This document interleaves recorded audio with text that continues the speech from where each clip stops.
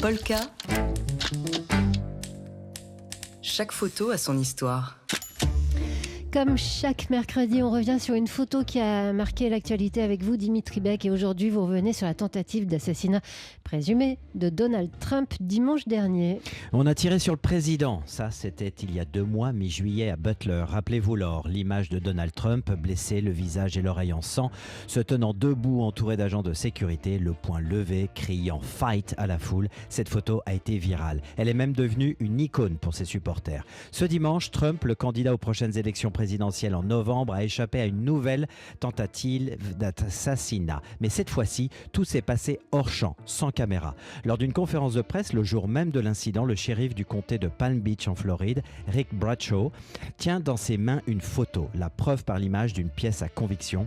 Une photo document du fusil et d'autres objets trouvés près de l'endroit où le suspect a été découvert, qui aurait eu l'intention d'assassiner l'ancien président des États-Unis alors qu'il était en train de jouer tranquillement au Trump International Golf Club. Aux côtés du shérif, sur la photo prise par Joel Vradol pour Getty, des officiels dont un agent spécial en charge du bureau de Miami des services secrets américains. L'affaire est donc bien sérieuse. Le suspect s'appelle Ryan Wesley Ruth, un citoyen américain de 58 ans. De 58 ans, donc vous avez parlé à côté du micro. Il a été inculpé lundi de 2 infractions à la législation fédérale sur les armes à feu. Il serait resté près de 12 heures à l'extérieur du parcours de golf où les faits se sont produits avant qu'un agent du Secret Service ne le repère, ouvre le feu et qu'il ne soit arrêté.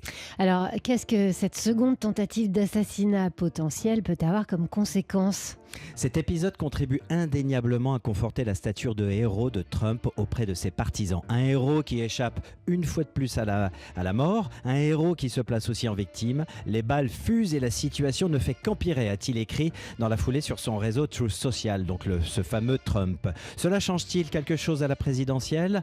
Pas si sûr, Laure, mais ce nouvel acte de folie illustre une fois de plus la violence politique qui règne dans le pays. Une ambiance électrique, pour ne pas dire explosive, depuis que Trump est entré à la Maison-Blanche en 2017. Et tant qu'il est encore sur le devant de la scène, on ne voit pas ce qui pourrait calmer les âmes échauffées.